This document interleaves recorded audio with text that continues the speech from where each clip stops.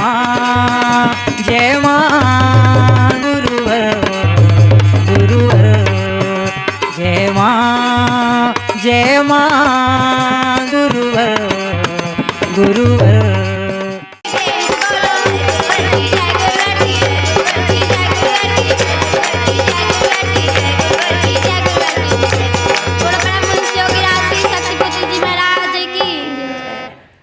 बोलो माता आदि शक्ति जगत जननी जगदम्बे मात की जय। बोलो परमेश्वर की राष्ट्रपति जी महाराज की जय। जय माता की जय माता की जय माता की जय माता की जोर से बोलो जय माता की आवाज ना आई जय माता की माँ का प्यारा जय माता की सब प्यारा जय माता की जय माता की जय माता की जय माता की जय माता की जय माता की जय माता माँ शेरों वाली जय माता माँ जोतों वाली जय माता माँ लाडों वाली जय माता माँ मेरों वाली जय माता माँ चिंतपूर्णी जय माता माँ पहाड़ों वाली जय माता माँ मुंडा देवी जय माता की वैष्णो देवी जय माता माँ शाकंकाली जय माता की जगत सवाली जय माता की जय माता की जय माता की झोली बड़ो जय माता की जय माता की जय माता की जय माता की जय माता की मैया सुन ले जय माता की दर्शन दे दे जय माता की जय माता की जय माता की आते बोलो जय माता की जाते बोलो जय माता की सबसे बोलो जय माता की सुबह भी बोलो जय माता की शाम को बोलो जय माता की जय माता की जय माता ज्ञान नर्तन पाया जय माता की व्यर्थ गवाया जय माता की सफल बना लो जय माता की व्यर्थ गवाना जय माता की जय माता की जय माता की जय माता की जय माता अरे बोलो प्रता जय माता क्या तुम्हें न बाता जय माता सब कुछ मिल जाता जय माता की बोल न रखता जय माता की जय माता की जय माता की जय माता की जय माता की आगे वालों जय माता की पीछे वालों जय माता की आवाज ना आई जरा हाथ उठा के ताली बजा के जय माता की जय माता की जोर से बोलो जय माता की जय माता की जय माता की मैया सुन ले जय माता की दर्शन दे दे जय माता की ढाल बजा दो जय माता की जय माता की जय माता की जय माता की जय माता की माँ जोतों वाली जय माता माँ शेरों वाली जय माता की लगे प्यारी जय माता की भोली वाली जय माता की दर्शन कर लो जय माता की झोली भर लो जय माता की फिर न मिलेगा जय माता अरे ऐसा अवसर जय माता की जय माता की जय माता की जो भी बोला जय माता की तर गया चोला जय माता की माँ का प्यारा जय माता की जय माता की जय माता गुरुवर का प्यारा जय माता की जय माता की जय माता की जय माता की जय माता की दसों दिशाएं जय माता की झूम के गाएं जय माता की जय माता की जय माता की जोर से बोलो आवाज ना आई अरे पीछे वालों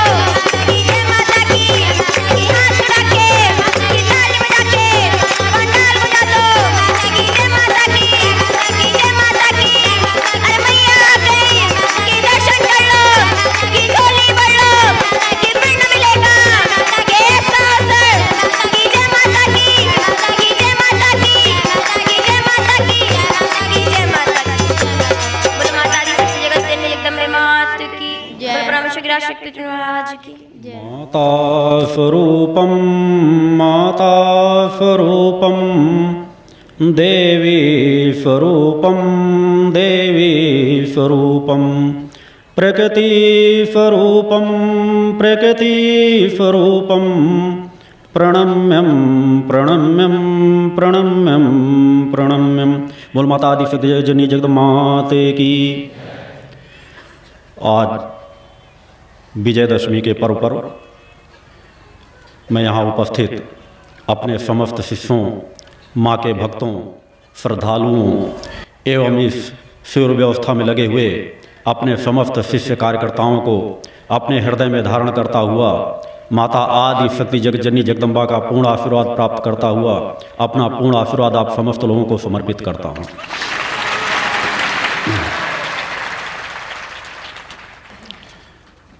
यह पावन पवित्र क्षण जिनके बीच आप यहाँ बैठे हैं, चूँकि यह आप सभी जानते हैं, इतना ज्ञान आप सभी को है कि मनुष्य के हर कर्मों का फल मनुष्य के साथ जुड़ता है।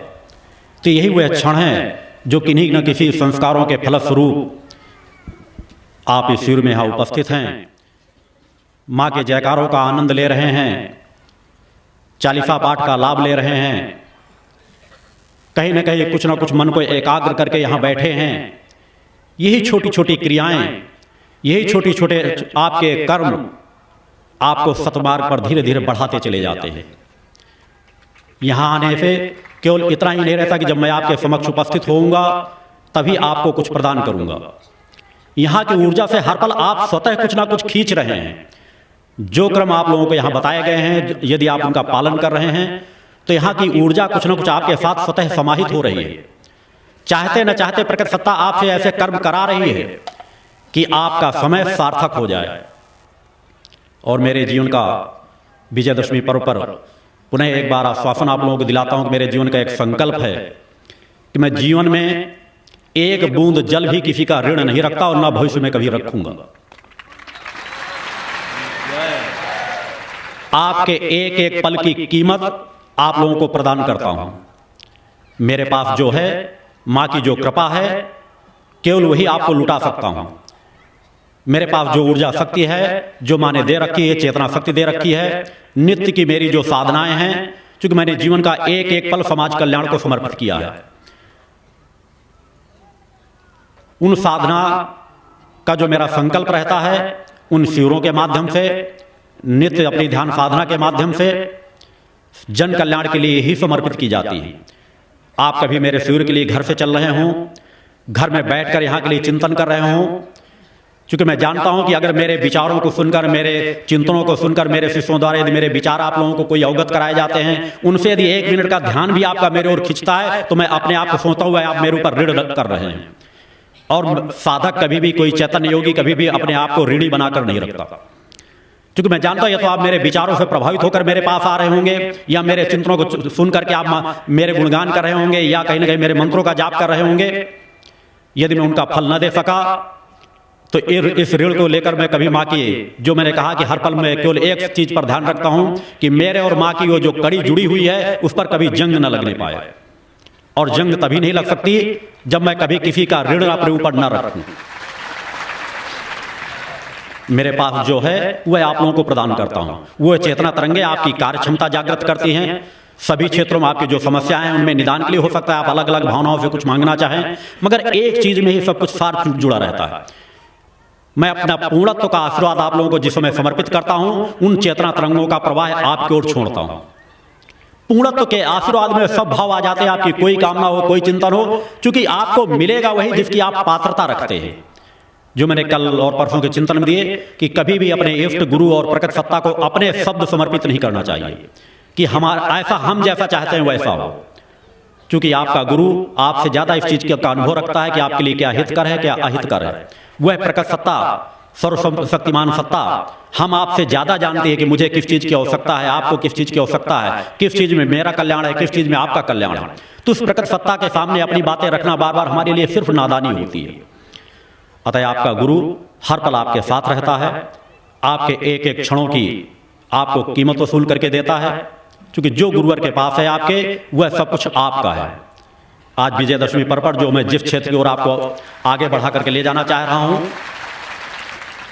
भक्त ज्ञान और आत्मशक्ति का अंतिम चरण, क्योंकि भक्त ज्ञान और आत्मशक्ति का इतना विस्तार है जिसमें एक बहुत बड़ा ग्रंथ तैयार हो सकता है, और भविष्य में इन सब चीजों को विस्तार से मेरे द्वारा धीरे धीरे आप लोगों को प्रदान किया जाता रहेगा, क्योंकि जितनी आपको आवश्यकता उतना ज्ञान आपको दिया जाता है।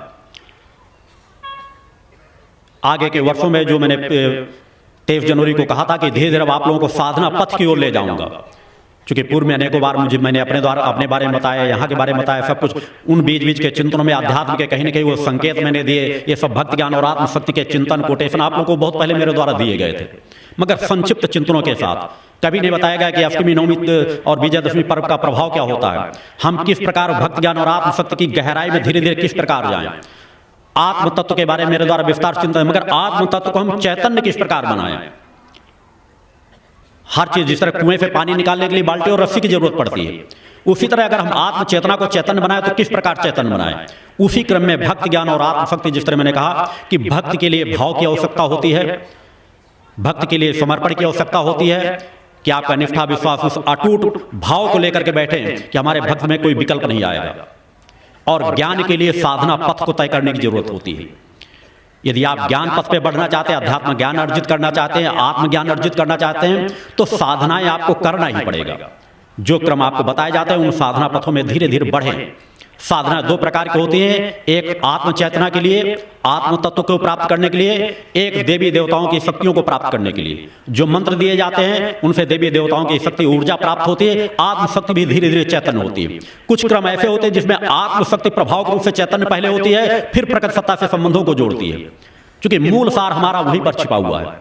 जब तक हम आत्म चेतना को चैतन्य नहीं बनाएंगे, जब तक हम अपने आप को पहचानेंगे नहीं, जब तक हम प्रकट सत्ता को नहीं पहचान सकते। प्रकट सत्ता यदि हमारे सामने खड़ी हो चुकी, कण कण में जो व्याप्त है, अगर समाज नहीं देख पाता है, समाज की अज्ञानता है। क्योंकि प्रकृति ने तो सब कुछ आपके अंदर दे रखा है। देवता भी मनुष्य जीवन पाने के लिए किस लिए तरसते हैं? केवल इसलिए कि मनुष्य अपने कर्मों के फलस्वरूप अपनी ऊर्जा तरंगों को प्रभावक बना करके जिस मुकाम को चाहे उस मुकाम को हासिल कर सकते हैं, उस ऋषत्व की चरम सीमाओं को हासिल कर सकते हैं, जिसके लिए देवाधिदेव भी तरसते रहते हैं। क्योंकि किसी देव पद को प्राप्त कर लेना पूर्णत्व तो नहीं होता। इतिहास भी साक्षी आप देखते रहे, चाहे राम का जीवन रहा हो, चाहे कृष्ण का जीवन रहा हो, ये सभी की ऋषियों मुनियों के चरणों में नतमस्तक होते थे। ये अलग बात है, ऋषि और देव संस्कृत दोनों एक दूसरे के पूरक हैं, इसलिए वो उनका सम्मान करते हैं, उनका सम्मान करते हैं। मगर वास्तविक सत्य यही है कि ऋषित्व मार्ग सर्वोपरि मार्ग होता है। जिस तरह तमोगुण, रजोगुण और सतोगुण होता है, तमोगुण से ज्यादा प्रभाव हमारा रजोगुण होता है, कि जो तमोगुण है वो विनाश की ओर ले जाता है, रजोगुण विकास की ओर ले जाता है, आपको सुख सुविधाएं को उपलब्ध कराता है। मगर जो सतोगुण है, सतोगुण को प्राप्त कर ले तो वो सबसे सर्वोत्तम होता है, सबसे सर्वोपरि होता है। इसलिए तीन मार्ग जो हैं उनमें सबसे उत्तम मार्ग एक देव मार्ग है, कि आप अपने पूर्णत्व को प्राप्त करके रिद्धियों सिद्धियों की कामना करते हैं, रिद्धियां सिद्धियां प्राप्त कर लें, हम देना किसी को शुरू कर दें, ऋषियां सिद्धियां आशीर्वाद प्राप्त, तो एक देवत्व पथ होता है ऋषित्व मार्ग को से हट करके, कि आज हमारे अंदर जितनी पूर्णता हो गई उतना हम देना शुरू कर देते हैं, अपने पद से विमुख हो जाते हैं। किसी देव पद की कामना कर ले, एक किसी देव संस्कृत से जुड़ने की अपने अंदर लालसा हो जाए, उन पदों को प्राप्त किया जा सकता है, उन स्थानों तक पहुंचा जा सकता है। मगर एक ऋषित्व मार्ग एक ऐसा है जिस मार्ग में पूर्णत्व का पथ है। एक ऋषि ही एक सामान्य जीवन से लेकर के अगर ऋषित्व मार्ग में बढ़ता हुआ अगर चाहे तो उस परम सत्ता के चरणों तक पहुंच सकता है, उस परम सत्ता से एकाकार कर सकता है, उस परम सत्ता को आत्मसात कर सकता है। एक ऋषित्व मार्ग ही जीवन का पूर्णत्व का मार्ग होता है। और आत्म तत्व को चेतन बनाने के लिए, कि जिसने कहा आज विजयदशमी पर्व है, भक्त ज्ञान और आत्मशक्ति की बात, कि आत्मशक्ति यदि किसी मानव के पास आत्मशक्ति नहीं तो सब कुछ बेकार है। आपके पास सब कुछ सामर्थ्य हो, सब कुछ करने की भौतिक जगत की सब कुछ सामर्थ्य आपके पास, किसी राजा के पास सब कुछ हो, सैनिक हो, सब कुछ हो, अस्त्र शस्त्रों से लैस हो, मगर यदि आत्मशक्ति उसके अंदर नहीं है, कायरता है, आत्मचेतना दबी हुई है, तो एक सामान्य शत्रु भी उसको पराजित कर सकता है। वो तलवार भी अगर हाथ में लिए होगा, तलवार उसके हाथ से छूट जाएगी। आत्मशक्ति नहीं होगी तो आप किसी क्षेत्र में कार्य नहीं कर सकते। आप परीक्षा में बैठने जाएंगे, आत्मशक्ति आपकी कमजोर है, तो आप अनेकों बच्चे कहते हैं हम परीक्षा में पढ़ जाते हैं, सब कुछ याद करके जाते हैं, परीक्षा का पेपर आया नहीं कि भयग्रस्त आप हो जाते हैं, सब कुछ भूल जाता है। इसलिए भूल जाता है कि आत्मशक्ति को पूर्णत्व के साथ आपने प्राप्त नहीं किया, आत्मशक्ति की चेतना तरंगों को आपने प्रभाव बनाने का प्रयास नहीं किया। और ये जन दर जन धीरे धीरे होता है। अनेकों क्षेत्र हैं, जब तक आपके अंदर आत्मशक्ति नहीं है आप समाज के बीच खड़े नहीं हो सकते, चेतनता से अपनी बात नहीं कह सकते। बहुत कुछ आपके पास ज्ञान भरा हो, बहुत कुछ आपके पास सामर्थ्य भरी हो, मगर आत्मशक्ति या नहीं है तो दृढ़ता के साथ अपनी बात आप कह नहीं सकेंगे। क्योंकि जब जो कुछ भी आप करते हैं आत्मशक्ति के बल पर करते हैं, तो उस आत्मशक्ति को हम प्रभावक किस प्रकार से बनाएं? प्रभावक भक्ति के द्वारा होती है। आप जो अन्य मार्ग, मगर उन मार्गों से वो चेतना तरंगों में केवल थिरकन मात्रा आ सकती है। आत्मशक्ति को पूर्ण प्रभावक बनाने के लिए ही ये 3 दिन से मैं जो क्रम बतला रहा हूं, कि आपके पास पहले भाव पक्ष होना चाहिए, भक्ति का भाव होना चाहिए। साधना पथ के जो मैंने अनेकों मार्ग बताए हैं, अनेकों मंत्रों बताए, मगर जो कल मैंने चिंतन दिया, ओम और मां, वह नींव और वह धरातल मैंने आपको बताया है। यह 2 शब्द आत्म चेतना को चैतन्य बनाने की एक नींव भी है, और इन्हीं के माध्यम से आप महल भी खड़ा कर सकते हैं। कि आत्म चेतना की चेतनता का प्रारंभ भी इन्हीं से कर सकते हैं, और चरम सीमाओं तक पहुंचने के बाद भी यही 2 शब्द आपके लिए सहायक बनते हैं। इसके अलावा और कोई मार्ग आत्म चेतना को चेतन बनाने के लिए रास्ते मैंने कहा अन्य अनेक है, मगर उनसे जो कई हजार आप चाहते हैं कम समय में हमें कौन सा रास्ता सरल मिले, इसलिए मैं वो रास्ता, आप कोई मंत्र जाप करते हैं, देवी देवताओं की आराधना करते हैं, धीरे धीरे आपकी आत्मशक्ति बढ़ती चली जाती है। मगर ओम और माँ जो मंथन की क्रिया है अंदर जाने की और बाहर निकलने की, यह ओम और माँ, यह दो शब्द वह बीज मंत्र है जिनका उच्चारण एक आम व्यक्ति भी कर सकता है, अनपढ़ व्यक्ति भी कर सकता है, पढ़ा लिखा व्यक्ति भी कर सकता है, साधना पद में जो न्यू रख रहा है वह भी कर सकता है, और एक चैतन्य योगी को, मुझे भी इन दो शब्दों की आवश्यकता पड़ती है। अपनी चेतना को कभी चैतन्य अवस्था में ले जाने के लिए इन दो शब्दों को जब मैं बांध चुकी, एक चैतन्य अवस्था में अगर मैं कह दूं कि बाह्य क्रम से चुकी, कहीं एक बिंदु पर जाकर के शब्द का अस्तित्व समाप्त हो जाता है, मगर जब स्थूल में आऊंगा, स्थूल से कभी उस क्षेत्र में जाना होगा, तो अगर इन शब्दों को चूंकि पूर्णता के बाद अनेकों मार्ग मिल जाते हैं, किसी एक मार्ग को, जिस मैं कह रहा हूं कि माँ के एक मंत्र उच्चारण करना ही मेरे लिए पर्याप्त होता है, एक पल ही अपने आप को एकाग्र करना पर्याप्त होता है, मगर यह मंत्र मेरे लिए भी आज उसी तरह सहायक होते हैं कि इन मंत्रों के माध्यम से मुझे ज्यादा वक्त नहीं लगता। अगर एक मंत्र का भी मानसिक भी उच्चारण कर लूं तो मेरी चेतना तक मैं जागृत करने का प्रयास भी ना करूं तो सुषुम्ना नाड़ी की प्राणवायु तत्काल ऊपर की ओर बढ़ने लगेगी। यह स्वाभाविक गुण है, इसलिए एक ऋषियों मुनियों को भी इन मंत्रों को का सहारा ले सकते हैं, एक साधक भी ले सकता है। यह आपके धरातल को मजबूत करता है। मंत्र अनेकों हैं, मगर इन ओम और माँ के आत्मशक्ति के लिए जो मैंने कहा है कि आत्मशक्ति चैतन्य करने के लिए आपको इन दो मंत्रों को जो सहायक रूप में लेना पड़ेगा, भक्ति ज्ञान और आत्मशक्ति में इनका उच्चारण करना पड़ेगा, और उच्चारण करने के साथ अगला जो क्रम अपनाना है, क्योंकि इस क्रम का ज्ञान तो मैंने कल आपको दिया था कि साधना मैंने आपको बताई थी कि आत्म चेतना को चेतन बनाने के लिए पहली चीज आपके अंदर भक्ति भाव होना चाहिए। आप अपनी आत्मा पर विश्वास करें, किसी दूसरे पर विश्वास करें या ना करें, सबसे पहले आत्म तत्व पर विश्वास करें, उसके बाद गुरु तत्व पर विश्वास करें, और उसके बाद प्रकट सत्ता पर विश्वास करें। क्योंकि इन्हीं तीनों सीढ़ियों को जब आप चढ़ करके जाएंगे तभी परम सत्ता को, वास्तविकता के स्वरूप को आप समझ सकेंगे, परम सत्ता के सत्य को आप समझ सकेंगे, जान सकेंगे। और उस आत्म तत्व को चैतन्य बनाने के लिए ज्ञान तो मैंने कल ही दे दिया था, मगर आज आत्म तत्व को चैतन्य बनाकर हम अपने उपयोग किस प्रकार से करें, किस तरह वो चेतना तरंगे हमारी कोशिकाओं में फैले। इन मंत्रों के तो एक साधना पथ हो गया, जिस तरह भक्ति भाव के लिए भाव की आवश्यकता होती है, ज्ञान के लिए साधना की आवश्यकता होती है, उसी प्रकार आत्म चेतना के लिए ध्यान की आवश्यकता होती है। भाव, साधना और ध्यान, ये तीन ऐसे तत्व हैं कि तीन तत्वों पर भी आपने अमल कर लिया तो आप स्वतः महसूस करेंगे जो आपको सालों से साधना, आराधना से, भक्ति से, पुस्तकों को पढ़ने से नहीं प्राप्त हो रहा, आप इन तीनों चीजों में 10-10, 15-15 मिनट का समय अगर देने लगेंगे, जिस तरह मैं कहा ज्यादा समय नहीं दे सकते, आप अधिक समय दे सकेंगे तो आपको अधिक लाभ उसका प्राप्त होगा, मगर यदि कम से कम समय दे सकते हैं तो भाव पक्ष तो आपको सदैव जागृत रखना है। साधना के लिए अगर इनमें आप अन्य मंत्रों में जितना समय दो आपकी बात है, मगर यदि 5 मिनट भी ओम और माँ का जाप करते हैं, कम से कम समय मैंने बताया कि हर व्यक्ति को कम से कम 5 मिनट का समय देना चाहिए, और उसके पास बाद ध्यान की अवस्था का क्रम आता है। हो सके तो दिन में कम से कम 5 मिनट का समय अवश्य निकालें। वैसे तो अगर 15 मिनट का कम से कम दिन में सामान्य अवस्था में लगाया जाए तो आपको एहसास होने लगेगा कि कहीं ना कहीं आत्म चेतना तरंगे हमारी प्रभावक हो रही हैं। आपकी न्यूनता वही होती कि आप जो मूल रहस्य उन तरफ आप बढ़ना ही नहीं चाहते। रोना गिड़गिड़ाना है तो आप सब कुछ जानते हैं, चिल्लाना जानते हैं, जयकारे लगाने जानते हैं, सब ताली बजाना जानते हैं, सब कुछ जानते हैं, मगर आप अपने संतुलन को किस प्रकार से काम करें, आपको कुछ मिला कि नहीं मिला इसका एहसास कैसे करें। 1 घंटे तो आप मंत्र जाप जल्दी जल्दी करते हैं कि पूरी माला फेर लेते हैं और तुरंत आपको आरती किए और उठ करके आसन से चले गए। आपको ध्यान लगाने का अभ्यास करना चाहिए। जब तक ध्यान की प्रक्रिया में आप नहीं बैठेंगे, अनुभूतियों की ओर आप बढ़ नहीं सकेंगे। ध्यान की प्रक्रिया में आप नहीं बैठेंगे, आपका मानसिक जो असंतुलन रहता है वो संतुलित नहीं हो पाएगा। ध्यान की प्रक्रिया में आप नहीं बैठेंगे तो आपकी कार्य क्षमता बढ़ेगी नहीं। ध्यान की प्रक्रिया में आप नहीं बैठेंगे तो आपकी याददाश्त आपकी बढ़ेगी नहीं, आपका विवेक जागृत नहीं होगा। आप चाहे जितने मंत्रों का जाप करते चले जाएं, आंशिक फल पड़ेगा जो स्वाभाविक रूप से आपकी चेतना तरंगे प्रभावित हो जाए। जबकि अगर अन्य क्षेत्रों में कुछ कम समय दें, आधा समय इसमें देने लगे, जिस तरह मैंने कहा अगर कम कम 15 मिनट आप पूजा पाठ करते हैं, मंत्रों का जाप करते हैं, तो 5 मिनट का समय ध्यान की अवस्था में अवश्य दें। क्योंकि ध्यान की प्रक्रिया एक ऐसी होती है जिसमें हमारी आत्म चेतना तरंगे ऊपर की ओर प्रभावक होती हैं। आत्म चेतना तरंगे हमारे आज्ञा चक्र की ओर बढ़ने लगती हैं। वह रास्ता मैं बतला रहा हूं, क्योंकि आप लोग जो अध्यात्म पथ की जानकारियां चाहते हैं कि हमारे पास कम समय रहता है, व्यस्तता रहता है, हम तनाव से कभी उलझन होने लगती है, कभी सर दर्द करने लगता है, कभी कोई समस्या आ जाती है, उन समस्याओं से मुक्ति किस प्रकार से पाएं।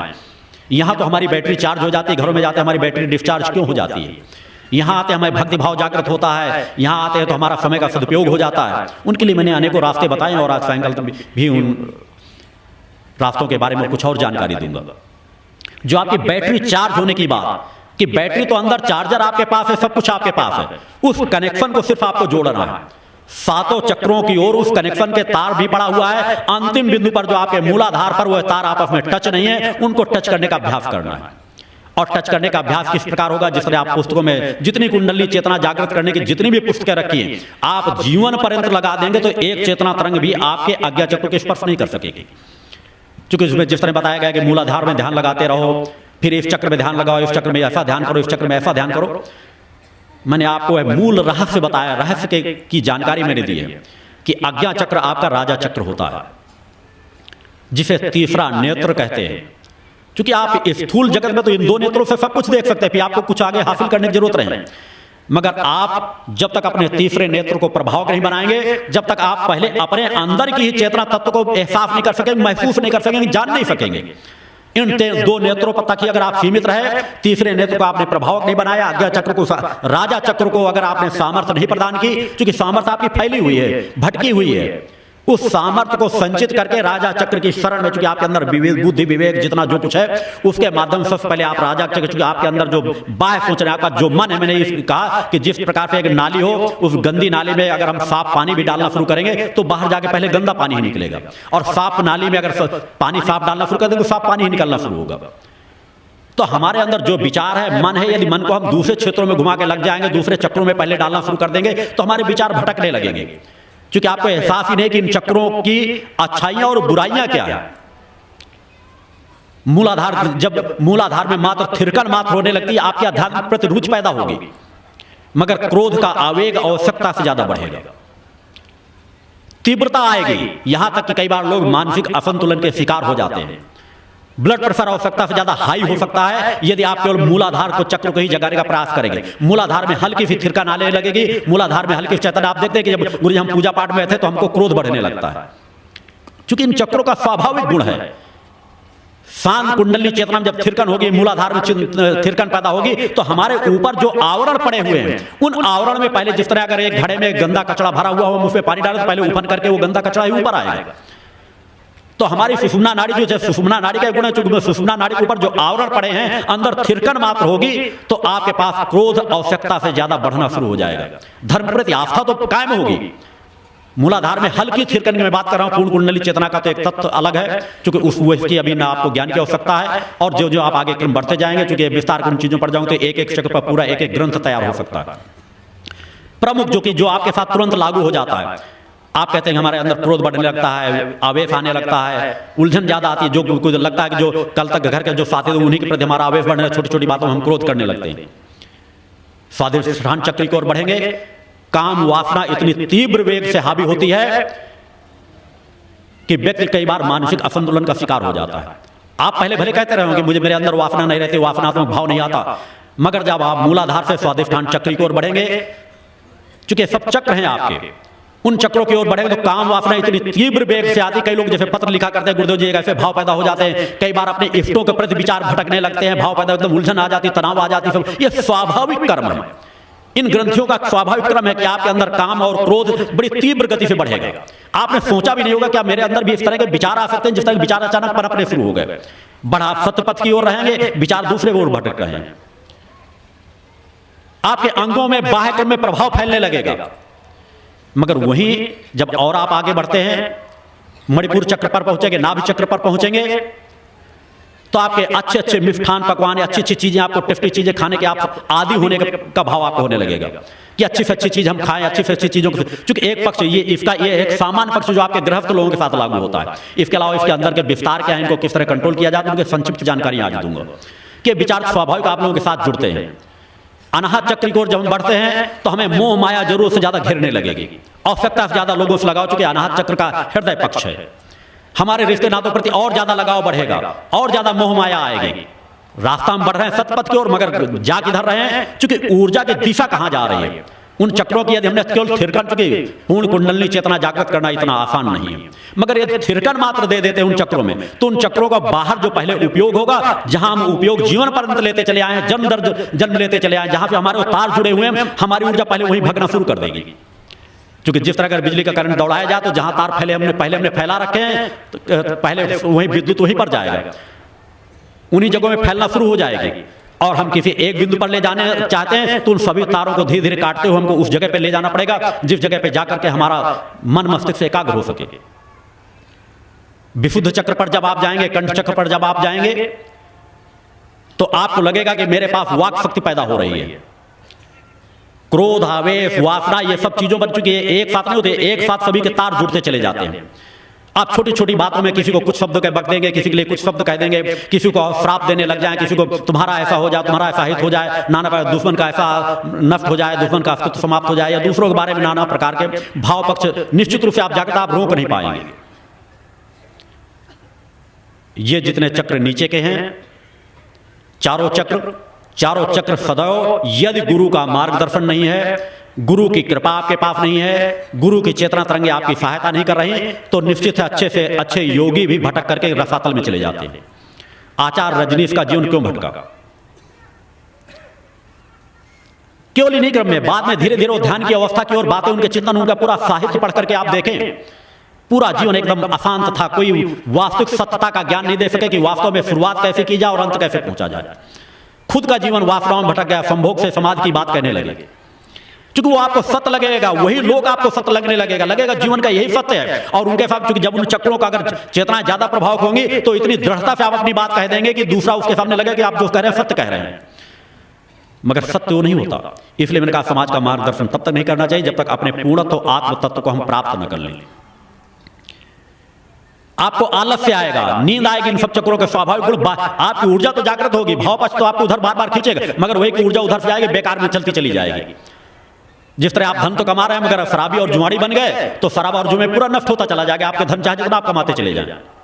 उसी तरह आप ऊर्जा तो पैदा कर रहे हैं, साधना तो आप कर रहे हैं, मगर साधना की ऊर्जा जा किन क्षेत्रों में रही है जिन क्षेत्रों में नहीं जाना चाहिए। और आप कह रहे हैं हमको कहीं ध्यान नहीं लग रहा, हमको कहीं लाभ नहीं मिला, हमको नींद आ जाती है जब हम पूजन बैठते हैं। ये स्वाभाविक अवस्था है। जब तक इन चक्रों के ऊपर प्राणवायु आपकी सक्रिय नहीं होगी तब तक आप सत्य को नहीं पहचान पाएंगे। सत्य का आप ज्ञान प्राप्त, आज्ञा चक्र के पहले आप सत्य का ज्ञान प्राप्त कर ही नहीं सकते। मैं चूंकि आज्ञा चक्र के ऊपर जाने की एक लंबी यात्रा है, मगर मैं कह रहा हूं आज्ञा चक्र के जब तक आप नहीं पहुंचते वास्तव में आप ये नहीं महसूस कर पाते कि जो सत्य है कहा जा रहा है, कुंडलिनी चेतना कोई चीज होती है, ध्यान की प्रक्रिया कोई चीज होती है, सूक्ष्म शरीर कोई चीज होती है। क्योंकि इनके पहले भी सूक्ष्म की कई बार अनुभूतियां प्राप्त हो जाती है, मगर सब दुरुपयोग में ही आपकी ऊर्जा जाएगी। आपको जो नींद आने लगती है, आलस्य आने लगती है, जिस तरह आप आंख बंद करते हैं आपको नींद आने लगती है, आप सोने लग जाते हैं। नींद के लिए आप प्रयास करें ना करें, अगर शरीर में थकावट आए तो नींद बरबस आपको खींच लेगी। कई बार इतना नींद आपके ऊपर हावी हो जाती है कि आप बैठते हैं पढ़ते रहे, बरबस आपको झटके आएंगे। ये नींद का स्वाभाविक गुण है, नींद आप नहीं लेना चाहते, नींद आपको खींच लेती है। इसी तरह इन चक्रों की अपनी क्षमताएं हैं। जिस समय आज्ञा चक्र पर आपकी प्राणवायु प्रवेश करने लग जाएगी, एक किरण जो मैंने बतलाया था कि एक सुराख कर दिया जाए तो उसका लाभ क्या मिलने लगेगा। जिस दिन किसी भी दिन जिस दिन अचानक आपके साथ ऐसा होगा कि एक किरण उस आज्ञा चक्र पर पहुंचेगी, आप कहीं उठोगे कि सब कुछ सत्य है, जो गुरुजी कह रहे सत्य था, प्रकट सत्य है। क्योंकि जो अगर ये सत्य है तो आगे का सब कुछ सत्य जरूर होगा। क्योंकि उस दिन ही आपको ज्ञान होता है कि मेरी चेतना किस तरह आगे की ओर खींच रही है। जिस तरह नींद आपको नींद में खींच लेती है, आप जानते हो क्या नींद होती है, आपसे कोई कहेगा नहीं नींद होती ही नहीं है, आप मानोगे, आप कह दोगे। अगर ऐसा कोई कह रहा है तो कह देगा कि आप ये कहोगे वो पागल है। अगर ऐसा कोई कह रहा है, यदि मेरे सामने कोई आकर के कहे कि नहीं ध्यान लगता ही नहीं, तो मैं उसे क्या कहूंगा, पागल है, या तो उसको उस चीज का ज्ञान नहीं है। जैसे आपको कोई नींद के लिए कहे कि नहीं नींद होती नहीं, नींद तो आती ही नहीं है, क्योंकि आपको नींद सभी लोग लेते हैं। आप कह सकते हैं नहीं नींद आती है, नींद हमको खींच लेती है, अब थकावट में हो, हम थोड़ा सा प्रयास करते हैं तो नींद आ जाती है, थोड़ा सा अभ्यास करते हैं तो नींद आ जाती है। कई बार नींद हमको बरबस अपनी ओर खींच लेती है। उसी तरह हम पलड़े को, क्योंकि पलड़े से इतना विपरीत खड़े हैं, जिस दिन हम प्रयास करके उस बिंदु तक पहुंच जाएंगे, जबकि आप प्रयास करें तो हो सकता है 2 साल 4 साल 5 साल लगे, किसी को 1 महीने लग सकता है, किसी को 4 महीने लग सकता है, किसी को 20 साल भी लग सकते हैं। मगर यदि उस बिंदु तक पहुंचना हमारा कर्तव्य बनता है, मनुष्योचित कर्तव्य बनता है, कि जिस तरह हम नींद का आनंद लेकर के इस शरीर को हमको कुछ राहत मिल जाती है, मगर मैं कह रहा हूं अगर ध्यान का आनंद लेने लगे, जो 4 घंटे की नींद में नहीं मिलेगी वो आधे घंटे के ध्यान में आप प्राप्त कर लेंगे। क्योंकि रास्ते हैं, जिस दिन चेतना तरंग आपको जाएगी तो आपको एहसास होगा कि आपका ध्यान किस तरह आपको ऊपर की ओर खींचता है। आप नीचे की ओर भी जाना चाहते तो आपको ध्यान, आपको जिस तरह मैं कह रहा हूं कि एक प्रेमी प्रेमिका किसी जगह बैठे हो, एक बच्चा मां की गोदी में बैठा हुआ हो और मां की गोदी से उसे छीना जाए, हटाया जाए तो बच्चा रोने लगता है।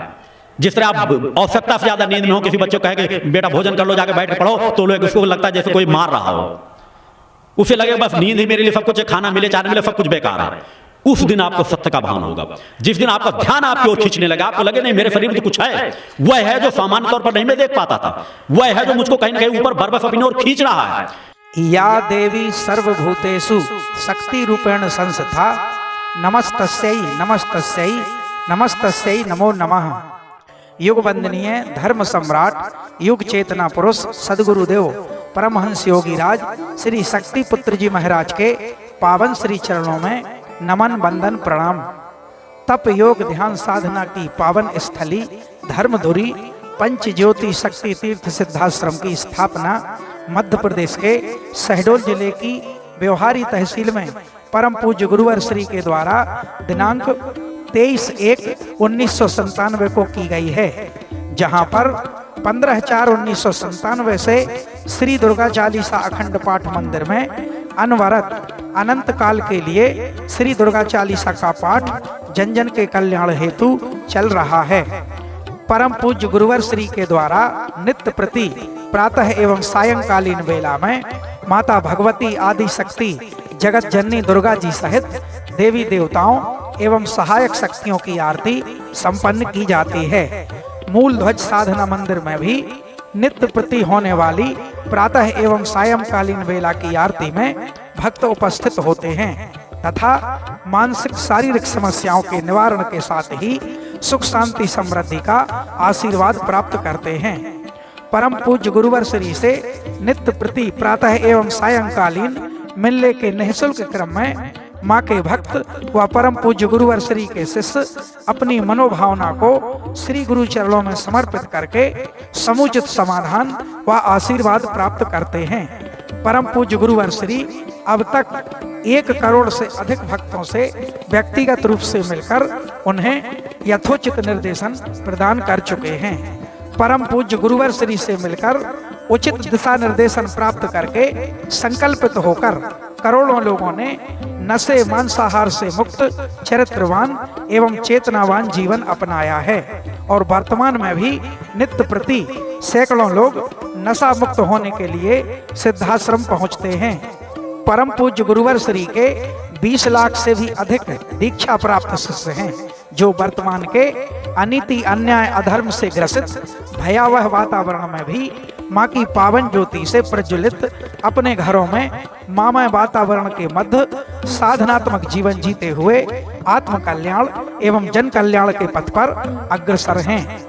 ज्ञात हो कि सिद्धाश्रम में गत 28 वर्षों से माँ अन्नपूर्णा भंडारा संचालित है, जहां नित्य प्रति सुबह शाम हजारों भक्त सुरुचिपूर्ण भोजन प्राप्त करते हैं। साथ ही आश्रम में ठहरने हेतु विभिन्न आवासीय व्यवस्थाएं भी निःशुल्क हैं। पंच ज्योति शक्ति तीर्थ सिद्धाश्रम में पावन सिद्धाश्रम सरिता के तट पर स्थित सर्व सुविधा युक्त त्रिशक्ति गौशाला के दर्शन करके भक्तगण अभिभूत हो जाते हैं। परम पूज्य गुरुवर श्री के निर्देशानुसार प्रत्येक माह के शुक्ल पक्ष की अष्टमी को गौ सेवा समर्पण दिवस मनाया जाता है। इस दिवस पर परम पूज्य गुरुवर श्री एवं पूजनीय शक्तिमयी माता जी के द्वारा समस्त गोवंशों को अपने कर कमलों से रोटियां खिलाई जाती हैं। गौशाला के समीप ही परम पूज्य दंडी सन्यासी स्वामी श्री राम प्रसाद आश्रम जी महाराज की समाधि मन को शीतलता प्रदान करती है और निकट ही स्थित दानवीर गुफा स्थल भी दर्शनीय एवं असीम शांति का स्रोत है। सिद्धाश्रम में प्रतिवर्ष शारदीय नवरात्र के पावन अवसर पर शक्ति चेतना जन जागरण शिविर का विशाल आयोजन किया जाता है, जिसमें मां के लाखों भक्त व श्रद्धालु योग ध्यान साधना के क्रम का लाभ प्राप्त करते हैं तथा परम पूज्य गुरुवर श्री के दिव्य चेतनात्मक चिंतन श्रवण करने के साथ अलौकिक दिव्य आरतियों का भी आनंद प्राप्त करते हुए ममतामयी मां की कृपा एवं परम पूज्य गुरुवर श्री का आशीर्वाद प्राप्त करते हैं। सिद्धाश्रम स्थापना दिवस 23 जनवरी के पावन अवसर पर प्रति वर्ष अखिल भारतीय सिद्धाश्रम दौड़ प्रतियोगिता का आयोजन किया जाता है तथा इसी दिन योग भारती विवाह पद्धति से सामूहिक विवाह और सायंकालीन बेला में अखिल भारतीय सुर संध्या एवं कवि सम्मेलन का भी आयोजन होता है। सिद्धाश्रम में स्थित जनसंपर्क कार्यालय के माध्यम से विभिन्न जानकारियां प्राप्त होती हैं तथा सिद्धाश्रम से ही प्रकाशित मासिक समसामयिक सिद्धाश्रम पत्रिका व राष्ट्रीय साप्ताहिक समाचार पत्र संकल्प शक्ति भी प्राप्त कर सकते हैं, जिनके माध्यम से परम पूज्य गुरुवर श्री की ऋषि वाणी, महत्वपूर्ण समसामयिक लेख आदि का अध्ययन कर सकते हैं। जनसंपर्क कार्यालय से ही माँ के प्रसाद स्वरूप निःशुल्क शक्ति जल का वितरण भी होता है। इसी दिव्य शक्ति जल के माध्यम से आज करोड़ों लोग नशा मुक्त होकर अपनी विभिन्न मानसिक शारीरिक व्याधियों से मुक्त हुए हैं और अपने जीवन में चेतनात्मक ऊर्जा को प्राप्त किया है। जन कल्याण की भावना को लेकर सिद्धाश्रम में स्थापित निःशुल्क वस्त्र सहायता केंद्र के माध्यम से अब तक लाखों जरूरतमंद बच्चों, पुरुषों एवं महिलाओं को उनकी आवश्यकता अनुसार वस्त्र प्रदान किए गए हैं और यह क्रम अनवरत जारी है। सिद्धाश्रम में पर्यावरण की रक्षार्थ व्यापक स्तर पर पौधारोपण का क्रम चलता रहता है। यहाँ पर विभिन्न प्रकार के फलों, औषधियों, पुष्पों आदि के हजारों वृक्ष हैं। कृषि व उद्यान संवर्धन के क्षेत्र में यहाँ की हरियाली देखते ही बनती है। आश्रम में भोजन व्यवस्था के उपयोगार्थ प्रचुर मात्रा में विभिन्न प्रकार की सब्जियों की भी पैदावार होती है। परमहंस योगी राज श्री शक्ति पुत्र जी महाराज द्वारा मानव सेवा, धर्म रक्षा एवं राष्ट्र रक्षा के लक्ष्य को लेकर गठित की गई त्रिधाराओं भगवती मानव कल्याण संगठन, पंच ज्योति शक्ति तीर्थ सिद्धाश्रम एवं भारतीय शक्ति चेतना पार्टी के माध्यम से सशक्त विचारधारा के अनुरूप कार्य किया जा रहा है। दिनांक 15/3/1995 को गठित भगवती मानव कल्याण संगठन के माध्यम से संगठन के 1 लाख से अधिक सक्रिय कार्यकर्ताओं के द्वारा नशे मांसाहार से मुक्त, चरित्रवान, चेतनावान, परोपकारी एवं पुरुषार्थी समाज का निर्माण किया जा रहा है। समाज कल्याण के लक्ष्य को लेकर संगठन के द्वारा नशा विरोधी जन आंदोलन चलाया जा रहा है। इसके माध्यम से शराब माफियाओं के विरुद्ध खुले अभियान के अंतर्गत पिछले कुछ वर्षों में ही 2000 से अधिक अवैध शराब के विक्रय व परिवहन को पकड़कर कानूनी कार्यवाही कराई गई है।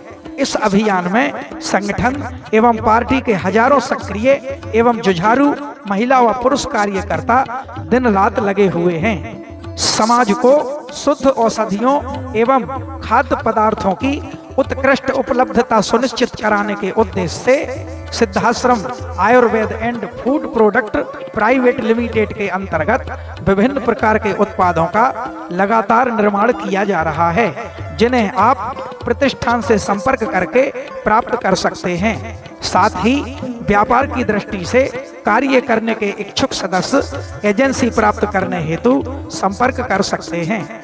आप सभी का आह्वान है कि पंच ज्योति शक्ति तीर्थ सिद्धाश्रम पहुंचकर यहाँ पर चल रहे माँ के अखंड गुणगान एवं साधना क्रमों में सम्मिलित होकर तथा ऋषिवर परम पूज्य सद्गुरुदेव श्री शक्ति पुत्र जी महाराज के पावन दर्शन प्राप्त करके स्वयं को सौभाग्यशाली बनाएं।